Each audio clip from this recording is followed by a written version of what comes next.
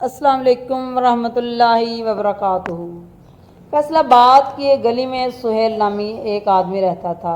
40 साल का, सूटिड बूटिड, बोलता बहुत मीठा था। लोग कहते थे सुहेल भाई का लहजा शहद है, पर इस शहद के नीचे जहर था। सुहेल का काम था लोगों की मजबूरी से फ़ायदा उठाना। कोई घर बेचने आता, सुहेल इसकी कीमत आधी लगाता। कोई नौकरी ढूंढने आता, सुहेल इससे सिक्योरिटी के नाम पर पैसे ले लेता। कोई उधार मांगता, सुहेल सूद पर देता और कागज़ ऐसे बनाता कि कर्ज कभी ख़त्म ना हो। इसकी बीवी समीना पूछती, सुहेल रात को नींद क्यों नहीं आती? सुहेल हंस कर कहता, कारोबार है जान, दिमाग चलता रहता है। पर सच ये था कि इसके दिमाग में हमेशा एक आवाज़ रहती थी, एक सरगोशी, कहीं पकड़ा ना जाऊं।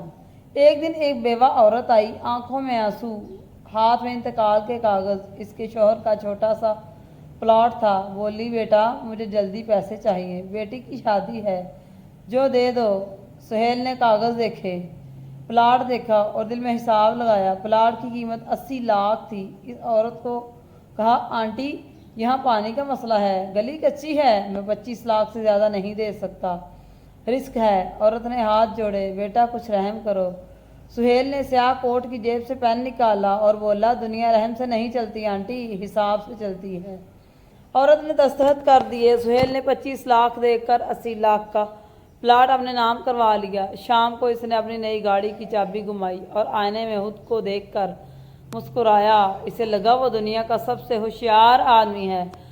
मगर इस रात वो सो न सका। ख्वाब में वो इसे बेवा औरत नजर आई। रो नहीं रही थी, बस खामोशी से इसे देख रही थी। सुहेल पसीने में डूब कर उठा। समीना ने पानी पिलाया।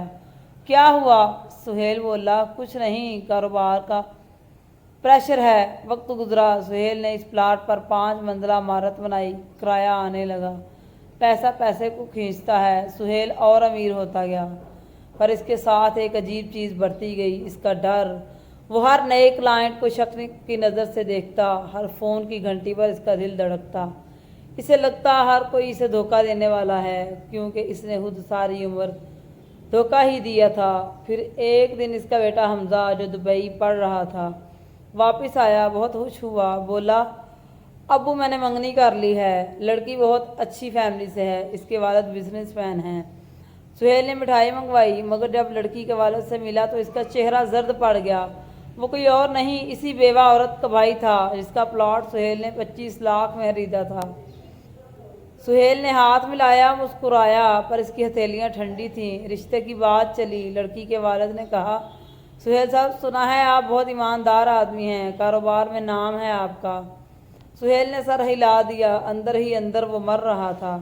मंगनी की तारीख तय हो गई। सुहेल ने फैसला किया कि शादी के बाद वो बेवा औरत को बाकी पैसे वापस कर देगा। चुपके से कोई जानेगा नहीं, हिसाब बराबर कर देगा।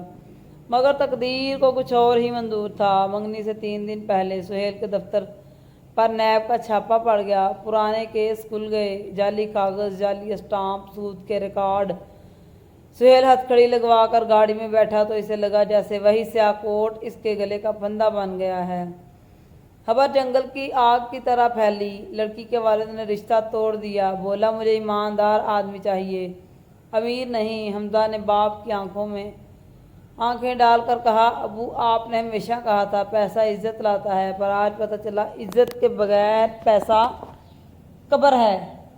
सुहेल जेल में था। 6 महीने बाद जमानत पर रिहा हुआ। घर आया तो वीरान। समीना मेके चली गई। हमजा ने कहा, अबू मैं दुबई जा रहा हूँ, अकेले ही।